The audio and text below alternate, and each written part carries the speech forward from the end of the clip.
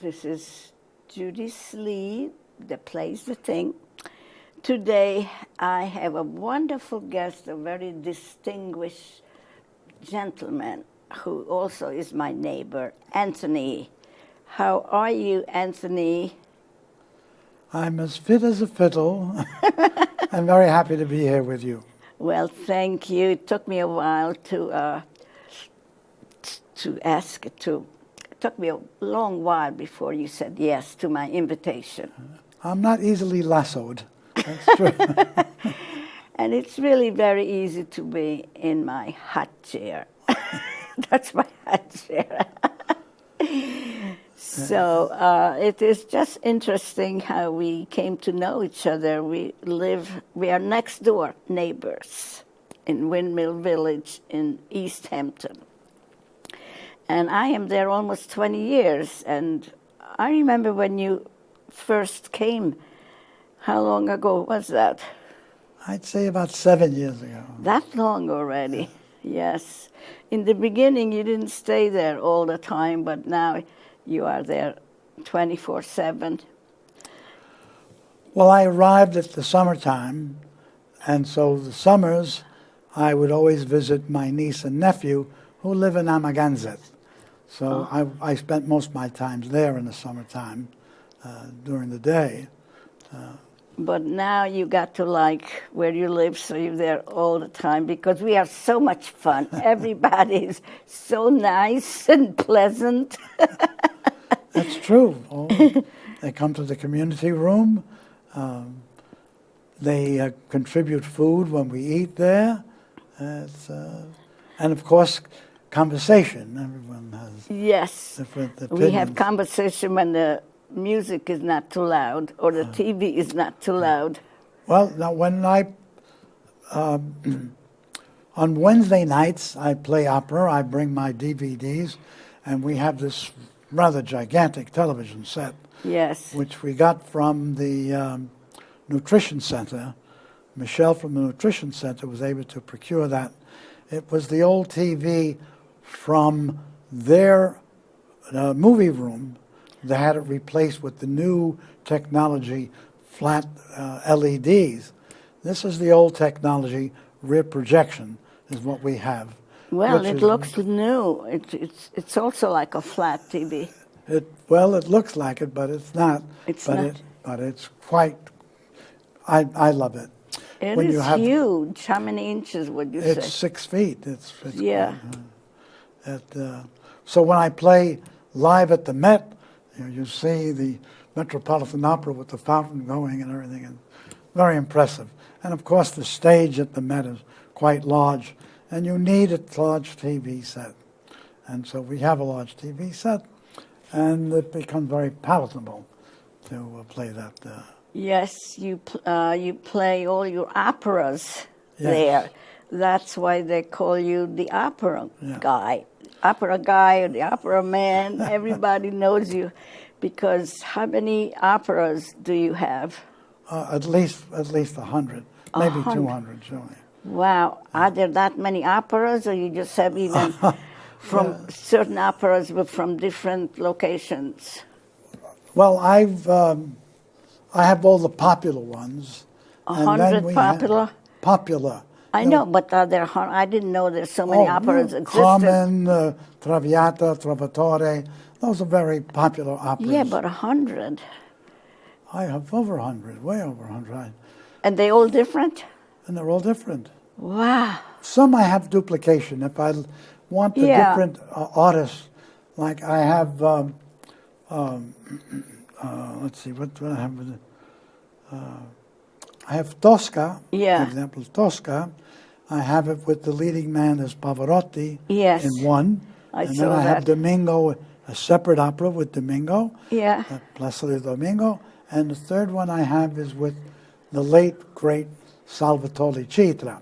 Died as a young man in his motor scooter in Sicily on a date with his girlfriend. But I have his one DVD recording of Tosca. And I love Tosca. I happen to love Tosca. I'm not an opera person, but I like certain operas, and Tosca is one of them. And you show your operas in Windmill, where we live, Windmill Village, on Wednesdays. You usually do, where you said you also cook for everybody. Yes, I do. They should call you the pasta guy. Well, in the beginning, I wanted to lure as many people as possible. Yeah. And I would announce it at the nutrition center that I will serve pasta. And I made bouillabaisse, but I mostly serve clams in the white wine sauce, clams in the red sauce, calamari in the red sauce. I make puttanesca, and if they give me fish, I go to Stewart's Fish Market, and I discovered that Charlotte, who was a little girl when I knew her, really? up in Gossman's, oh. And so we're happy to see one another. And I told her what I was doing, and so she would sell me the fish very inexpensively. Yeah. So I really appreciate what she does. So I admire you for all the Tosca, all the operas, but also your spaghetti. It doesn't stick together, never. It always comes out. So wonderful. Well, that's only one of the places where you do that. And then at the senior center, no. Yes. Is that the name of it? Center, Nutrition Center. You always... After lunch on Mondays, in their movie room, where they have a big flat TV, I also play the operas there. I try to play the same opera in one place and the same one in the other Wednesday night. Monday afternoon, Wednesday night, I play the same opera. And during the season, I will choose operas that are being played at the Met. They have them on Saturday afternoon, HD, playing at Guildhall. Oh. So not everybody can afford $20 to go to Guildhall in the senior center, so I play what they have. I think October the 6th is the first one. It will be Samson and Delilah. Oh. I will go to the Met Manhattan on September 24th, opening night, and I'll wear my Italian tuxedo. And see, why couldn't you wear that today? It's too hot for a tuxedo. Well, how did you become so interested in opera? I mean, it's a passion with you. When I was in the Army, I was selected to create and build a hobby shop, and I had a buddy named Jack Goodstein who I selected to be my driver. They gave me a car, gave me a new Chevy, and Jack and I became good friends. So we came out of the Army. Jack got married. I went to his wedding, like that. So we've remained buddies. But while I was in the Army, I decided that I wanted to be intelligent, intellectual. I wanted to go to college. I was going to listen to classical music and not just the mambo and jazz. So I did that, and that winter, Jack gave me for my birthday Madame Butterfly, and I had no interest in opera. Is that right? But Butterfly, the acting came right out of the vinyl, and I speak Spanish fluently. I didn't speak Italian at the time, but the libretto had the Spanish and the Italian and the English, and it really hit me because it's about the sailor, American sailor, who arrogantly marries this girl and leaves her. And when I arrived in Germany, there were all these German girls crying at the train station as their boyfriends were going back home. And I said, I'm not going to have a girlfriend. I'm not going to do that. So that opera really hit home. Then I bought a second opera, and I didn't know anything about opera. I bought Lucia with Anna Maria Callas and Di Stefano. And the acting again comes right out of the vinyl. And which opera was that, the other one? Lucia dell'Amore. That's the name of the opera? Name of the opera, right. See, I never heard of that. Yeah, I have 2 copies of that. And you like the story and the music? The story and the music. It's a typical Romeo and Juliet, arguing families, and and the children fall in love. You know, it's.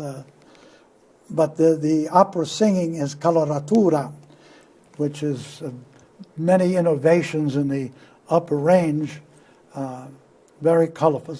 Means coloratura means colored, you know. Yeah. So then I started to collect the competitive ones that are not as played as often, and they're Norma and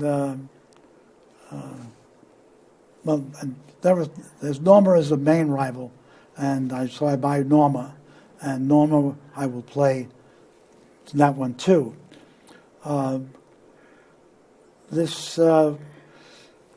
So that's what I do. I that's how I learned about opera, and so I can just it came continue to you on. late at night. You know, I'm surprised to say you spoke Spanish. I thought you were Italian. Well, they said in school, "Oh, you're Italian. Your parents will help you." They spoke English, broken English. Everybody spoke broken English, and no one spoke it. No. But your parents were from Spain? No, they were Italian. Lombardo. Io mi chiamo Antonio Lombardo. Well, then how come you said you didn't speak Italian? You spoke Spanish. Because they gave me Spanish in school. Oh. But that didn't help me. It was when I met this girl when I was 16, Catalina Maldonado, who wasn't allowed to come out at night, and I could only see her on Sundays. And we went to a place called Casa Galicia, which was a big ballroom. Where? It was on 83rd and 8th. In New York? Yeah, 53rd and 8th Avenue. Oh, New York City? You grew up in New York City? Yes, my dad had a grocery store in the 30s, and I was a baby. I was born in Italy. I wasn't born here. Oh. My mother had conceived me here, but the doctors said that I was in a breech position, and she had to make a choice as to who dies, the baby or the mother. Frightened, she went back to Italy, and I was born with no complications with a midwife. Oh, gee whiz. So my dad had to sell the grocery store to come a little later on after I was born, and so he then came to Italy, and he got into an argument with some other Italians at the cafe place. You know, on Sundays, they go down to the piazza and they have coffee and whiskey, or not whiskey, but something to drink. And he got into an argument over the United States and Mussolini, and they arrested him. And he said, "I'm an American citizen." He said, "I want to see the American Consulate General." Yeah, my father was a First World War veteran, and so he was automatically a American citizen. And the law in the First World War, veterans all become citizens, their wives, their children, their future wives and future children, no matter where they're born. So I'm born in Italy, but I have no papers. I'm just an American citizen.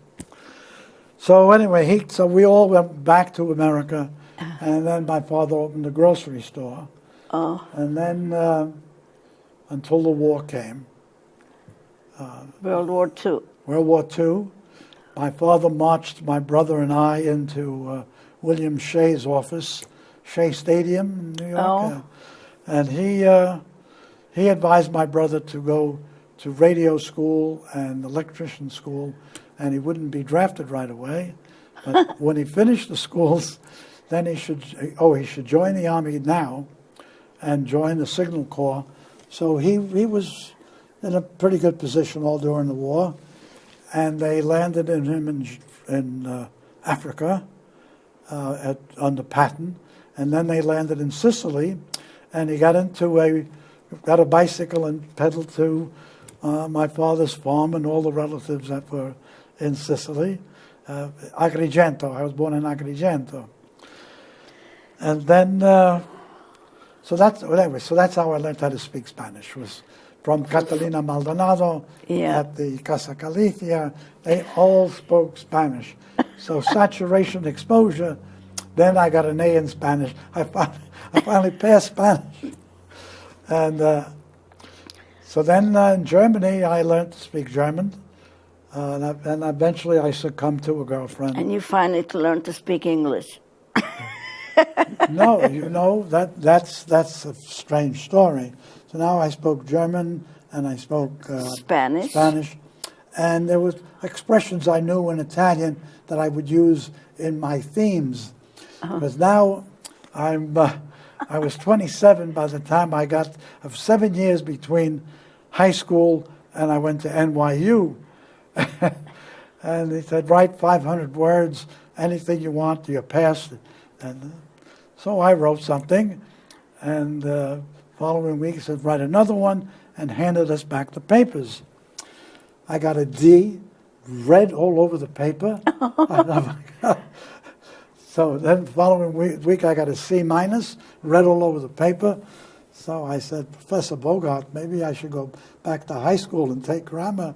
He says, no, I like the way you write. He says, I like your languages.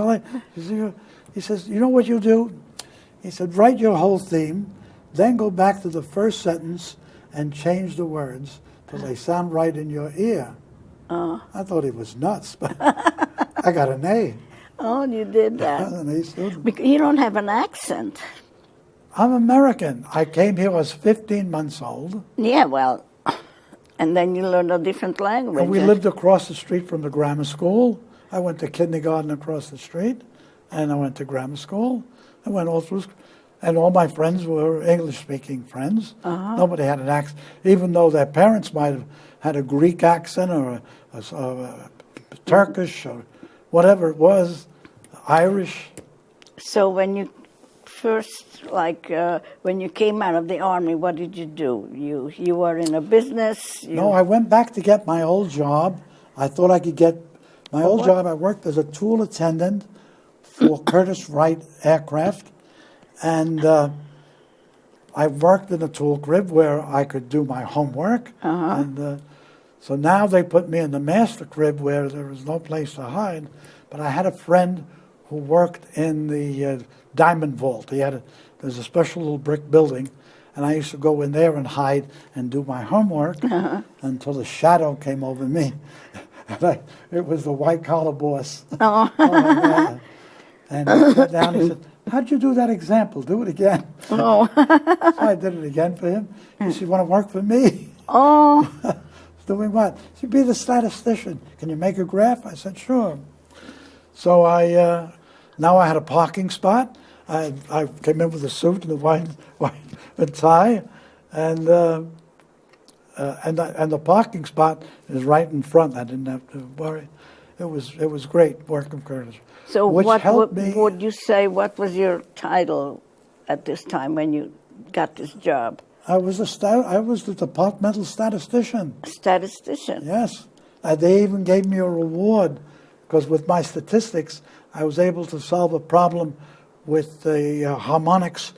There are blades, big blades that cut into the aluminum head of a cylinder, and sometimes the blade used to wag like that, and they would make scrap. And then and they would X-ray them and tried every which way. Then I came up with the idea of harmonics because I was into high fidelity and stereo and all that stuff. And I said, harmonics, let's put a test in harmonics. And sure enough, now they just test the blades with harmonics and no more scrap. So they gave me, I think, $100 or something. And so when did your wife find out that you were such a talented guy? I never really, I was told I was talented, but I really didn't believe it in a kind of way. I'm sort of leading you into you telling me when did you get married and about your wife. You were married, weren't you? I married twice. Oh, twice. See that? First time I was 27, my first wife, we both lived in Astoria, basement apartment, hung the wine bottles up on the pipes. There was no radiators. And we went to school alternate nights. So by the fourth week, I was now an A student in my English class at nights. I worked days at Curtiss-Wright. And my wife said, I'm afraid I'm all alone here, and I want to go. I want to go and sit in your class. I said, you can't sit in my class. She says, ask your teacher. So she came to school with me. In the beginning of class, I said, Professor Bogart, do you mind if my wife sat in the back of the class? He said, no, go ahead, it's okay. So he sat in the back of the class. So the class is over, and I said, this is my wife. We got married in September. Shirley says, and this is my wife. We got married in September. He said, let's go out for a cup of coffee. We became great friends.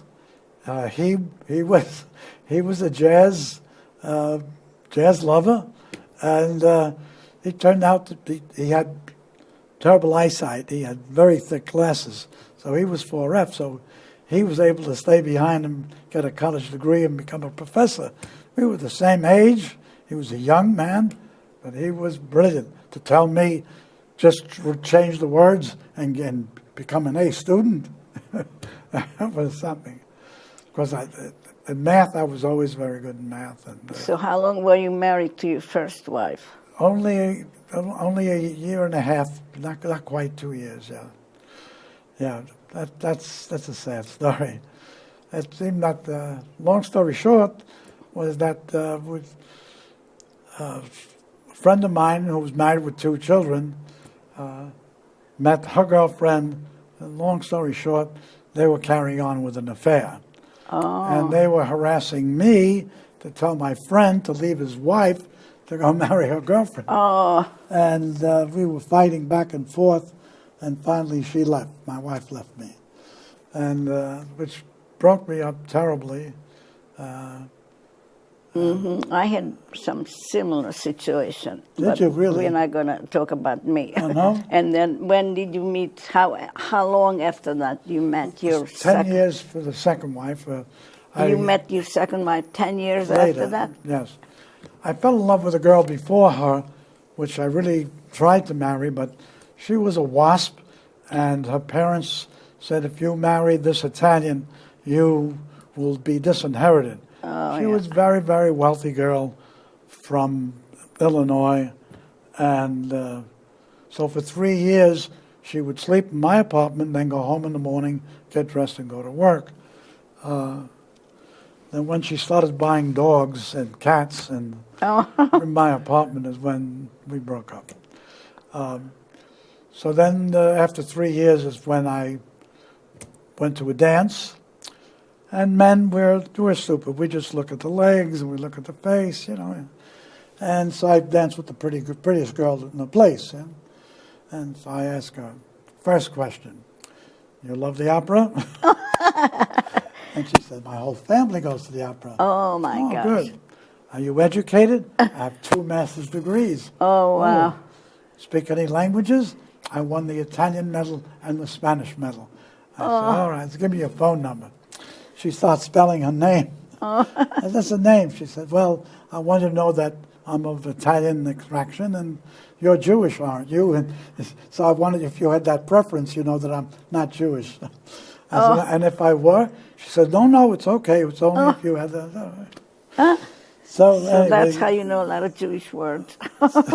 So that's why I married her. I married her for the credentials. I thought I was smart, Yeah, and you have children from her? She had a child. She was a widow with a 3-year-old daughter, and we had a child together shortly thereafter. Before my natural child was born, my waspy girlfriend came in, told me, said, my mother died, I have 40 million, let's go, let's get married. I said, I'm married and committed, I'm not going anywhere. And then she came in after my daughter was born. My father died, I got it all, let's get married. I said, no, sorry. So you have 2 children, right? The daughter and the son. 2 girls. Huh? 2 girls. Yes. Oh, you don't have a son? No, I only have 2 girls. I have 2 son-in-laws. But I have 2 grandsons and 2 granddaughters. Yes. Oh. I have a boy and a girl from one and boy and a girl from the other. Mm-hmm. So where did you live with your second wife? She lived in the Bronx in a little house, mortgage-free. And she had a shrink. I saw the shrink. The shrink first told me to move in. I moved in, and then afterwards I said, "This is silly. Let's get married," and we got married, which was really good for me because I had just gone back into business, and going back into business. No rent, no home rent. It was great. Low oil on the heating. It was great to have a low overhead at home. So that was good until about 2 years later. Then I took a larger showroom in 969 Third Avenue. And then a friend of mine offered sublease her place, which was a very good friend of mine. Anyway, so I moved there. My business grew almost immediately. It was one of my first customers was Bernie Mamet, who's the father of David Mamet, the playwright. Yeah. And and he flew me to Chicago first class. So the next customer came in. I said, "Go to Ohio, fly me first class." So they pay your price when you say first class. It seems like I'm going to have to ask you to come back. You have a wonderful way of telling everything. I mean, I don't have to worry about asking you questions because you are free with your answers and you enjoy talking. So thank you so much for coming. And I'm sure anybody who will watch will enjoy watching it. You are a very entertaining person. You could have been an actor, you know. You're very kind. Now you should have said, "But I am." I could learn a lot from you. It's really been a delight, and as I said, everybody who knows you loves to chat with you because you are very entertaining, and you have a lot of stories to tell. And I'm sure you have a lot more to tell, but we ran out of time. So I just want to say that you can watch me on YouTube because I've been doing this show like for 10 years, and about 200 of my shows are uploaded on YouTube. And as I always say, you never know who you're going to see. It could be your next door neighbor. So thank you. Bye, everybody. See you again when I do another show.